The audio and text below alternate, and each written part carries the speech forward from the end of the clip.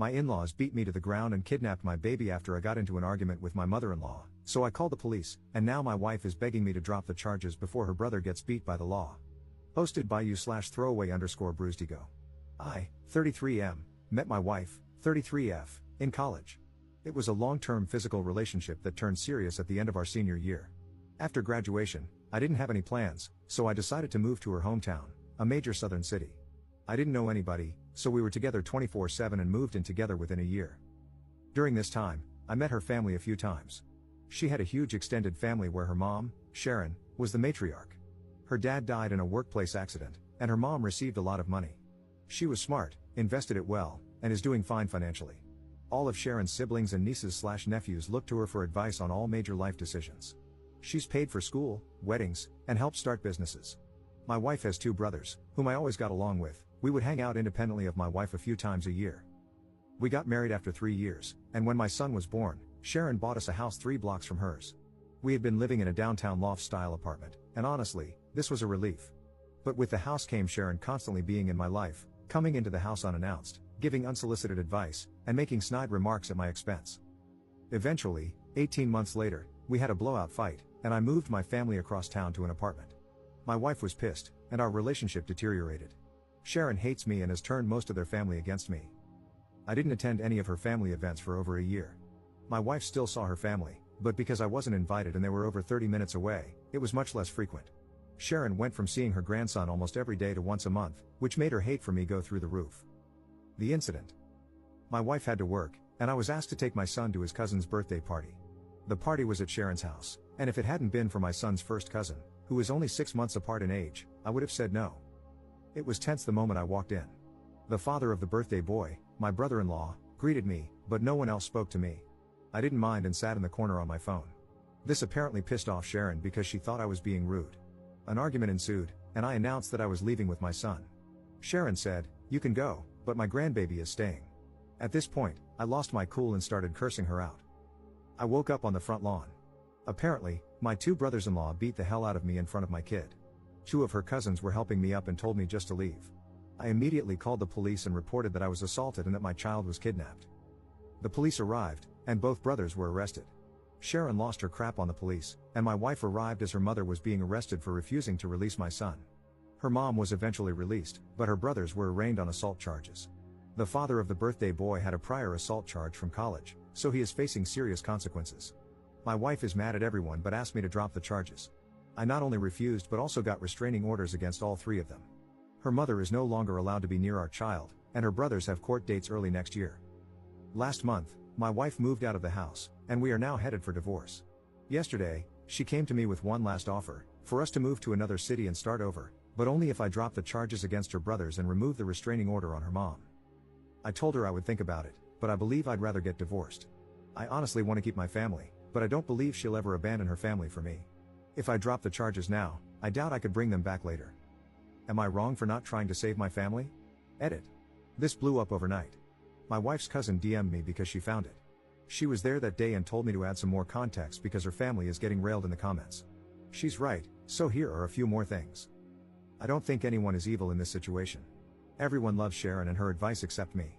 She's not a mean person, but we are polar opposites in many ways. My wife is the baby and only girl, so I'm sure that has a lot to do with our conflict. Sharon losing her crap on the police was uncharacteristic, and even I was surprised. My wife is a great mom and partner, but her inability to be independent of her mom's influence is our issue. She is mad at her brothers and isn't talking to either of them. She's also mad at her mom for starting the argument and refusing to release our son. She's just trying to find a middle ground. I genuinely think she hopes a fresh start can save our marriage. Until we moved into that house, I would say our relationship was good. As far as her brothers and the assault, I remember the first hit, but I was dazed immediately. The last thing I remember was flailing like a child while getting hit a few more times. What I don't remember is my kid screaming to stop hitting my daddy and then picking me up and dropping me on the lawn like trash. I have to acknowledge that my pride hurt more than my bruises. I genuinely liked both her brothers, and to be fair, F you and Beach came out of my mouth when I cursed out Sharon. I'm not 100% innocent. This is the South, so the police even said, "What did you expect to happen?" I don't know if stopping pursuing this would prevent it from happening again or not. Relevant comments. Commenter. Pressing charges isn't a thing, the state decides. Ops response. I just want to comment on this because it keeps coming up, you are 100% right. In the initial confrontation, the cops asked if I wanted them arrested, and I said yes. I was more bruised than bloody, and they were willing to let it go as a family dispute. That's where the "what did you expect to happen" conversation came from. I'm not pressing charges per se, but I'm not letting it go. I've done 2 interviews with the police and have been fully cooperating. If I stopped, they might drop the charges because they seemed more annoyed than helpful. I doubt the younger brother will get more than a slap on the wrist. My wife's oldest brother, who has a prior, is in a lot more trouble. He's the one everyone is worried about. Also, Sharon never went to jail. When my wife arrived, Sharon was being escorted to a car. My wife and her 2 uncles got Sharon to calm down, and they let her go. She wasn't being violent but was cursing and blocking them from entering the house. The only positive thing about the arrest, and Sharon's almost arrest, was that it made getting a restraining order way easier. But even that took a month. Also, I had never talked to a lawyer, for any reason, or had any trouble with the police. I honestly don't know how any of this works. I just found out the difference between parole and probation a few weeks ago. Commenter 2. Sharon is not a good mother. Her habit of buying everything for everyone is robbing her grown children of their own achievements, which build character, mental toughness, maturity, and pride in themselves. A better parent would have matched their savings for down payments. Obviously, there was a price to be paid for her investments in their lives. She is able to make major decisions for them. She can walk right in like she owns the place, because she does. It sounds like she is an overbearing, iron-fisted, suffocating presence in their lives. Ops response. I keep feeling like I'm defending this woman, and trust me, I'm not. But she started flipping houses in the 90s before it was a thing. She always kept her job as a nurse while investing in new properties. She helped both of her brothers start their own construction businesses, and 5 of her nieces and nephews now work in real estate. Her 2 smartest moves were: 1, she was an early iPod user from her time as a nurse and invested heavily in Apple stock in 2002, and 2, she pulled out of big real estate investments in 2006, a little early, and sat on her money until 2010. Then she bought up a ton of property. The woman is smart and accomplished, so everyone sees her as this messiah of wisdom. When she deemed me a jerk for not wanting her in my house constantly, and then an even bigger jerk for moving my family across town, everyone fell in line. If Sharon thinks he's bad, he must be bad. Update 4 months later. I've been wanting to write an update and answer questions for a while, but after my original post, many Reddit lawyers reached out and told me to stop talking immediately. Since things were very uncertain and my divorce wasn't settled, I decided not to respond or update anything until things calmed down. A lot has happened to so many people involved, so I think I'm just going to break it down by person. Me. I moved back to the West Coast, where I am originally from. I decided to move forward with the divorce, so I moved home. Furthermore, I had nothing left for me in that city, as I only had a few friends, my son, and a lot of bad memories. My ex and son cried a lot the day I left, and that hurt my soul, but it was best for all parties involved. So, I moved back home to be around my family and my support system. I got a good paying job, and I'll be subletting a 2-bedroom apartment starting next month. My son spent the holidays with me, staying with my parents, and I plan to see him on Easter. Going forward, as laid out in our custody agreement, my son will stay with his mother until he is 12. I'll get him for Easter and summers, and we'll switch Christmas and Thanksgiving every year. When he's 12 and needs a father figure, he'll come live with me until he is 18. I talk to my son every day on the phone for at least an hour, and I'll try to fly out there a few times a year. I can't shake the feeling that a piece of me is missing, and I wish it was just my son, but I miss my wife too. My ex-wife. So, the divorce is basically settled, and I obviously didn't move away with her. In the end, she saw my post and the comments and realized that she shouldn't have asked me to stop pursuing the case. She asked again, saying we could move and just get away from her family. Too much had happened, and our relationship was a shell of what it once was. We both said and did things we forgave but can't forget. I wish this were a movie and I could just say, love conquers all, or screw her, she is evil, but that isn't real life. I'm torn between both loving this person and knowing we aren't right for each other. While she didn't want to move forward with the divorce, she didn't fight me on it either. We were able to settle everything without lawyers and only use them for paperwork and fine details. We talk daily because of our son, and she says she is doing well, but the last time I FaceTimed her, I could tell she isn't eating. My sister said it's post-breakup hotness, whatever that means, but she looks more sick than hot. She hasn't spoken to her brothers since that day and blames them for a lot of what happened. Her relationship with Sharon is also very strained, and they barely talk as well. Ironically, she is hardly speaking to the family she was so desperately trying to keep together. I honestly wish she would talk to her family again because I worry about her a lot. People were very mean to my ex-wife, saying she was a terrible mother and wife. I think she lives for and would die for her family, and all her actions were to keep us together. She told me her 2 biggest regrets were moving into Sharon's house and moving out of our apartment. Those 2 actions caused most of our problems. She is a great mother to my child, and I will always have her back. The brothers. I didn't expect much in terms of punishment in this case. They both pleaded guilty to simple assault, which only carried minimal consequences. Both brothers spent a night in jail, received fines, and were ordered to attend anger management. The older brother had a prior incident that I mentioned in an earlier post.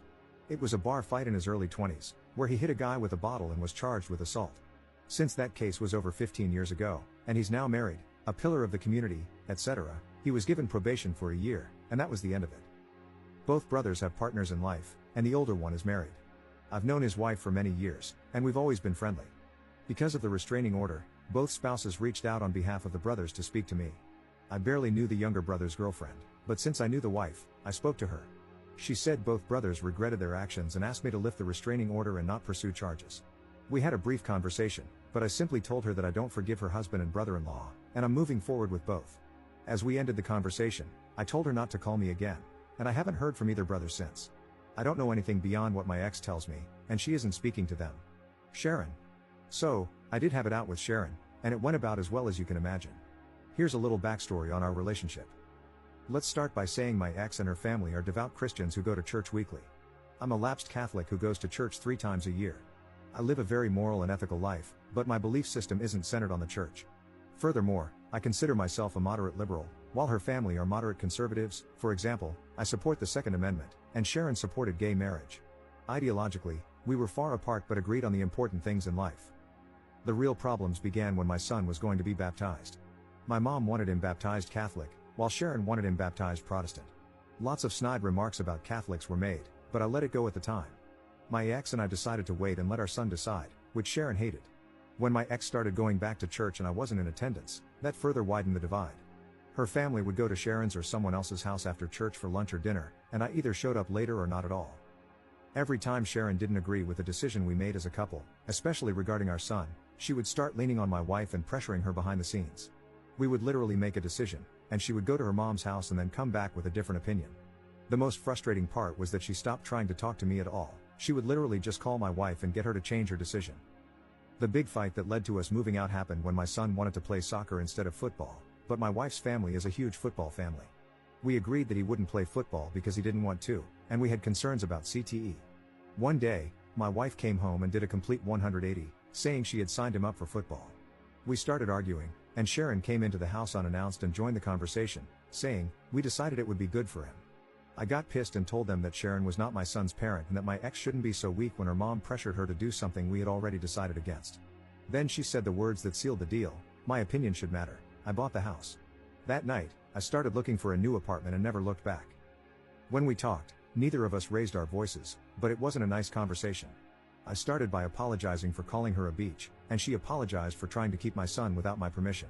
She flat out told me she wished my daughter had never met me and that I'd ruined her family, that her sons now have criminal records, one already did, and it's all my fault.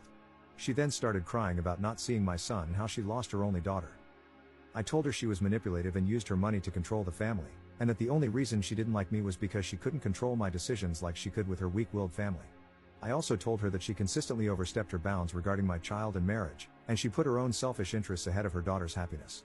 After spending an hour calling each other jerks in different ways, we ended things in the same place. In the end, I told my ex that her mom could see my son because Sharon loves him unconditionally, and he loves her. Call me stupid, but I think family is a big part of your upbringing. My mom isn't around him enough, and every child needs a good grandma. My ex said she has attended a few family events that were hard to avoid: weddings, funerals, Thanksgiving, but she leaves when her brothers come, and my son doesn't leave her side. Sharon has seen my son, and he has played with his cousin, the birthday boy from the original story, but for now, she's keeping him from the family. My son. He's having a hard time with everything. It's not the fight, he thinks we were wrestling. He misses me a lot and cries during some of our phone calls. He's in therapy, and all the sessions are about missing his dad and why we can't live together.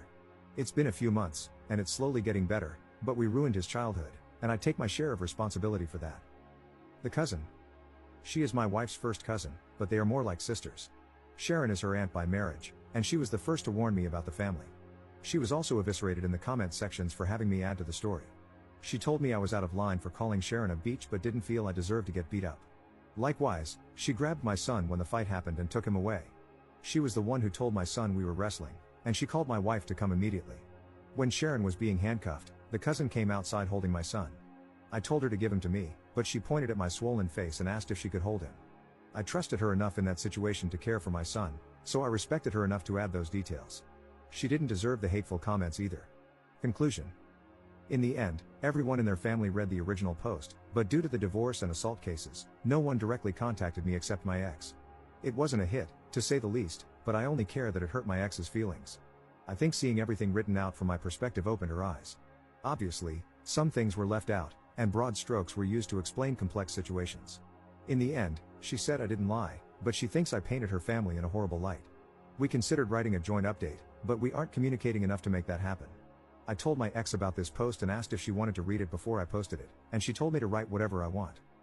Nobody won here, we all lost. I'll try to respond to questions I think are relevant. Relevant comments. Commenter. I understand everything else, but did you really have to abandon your kid? Ops response.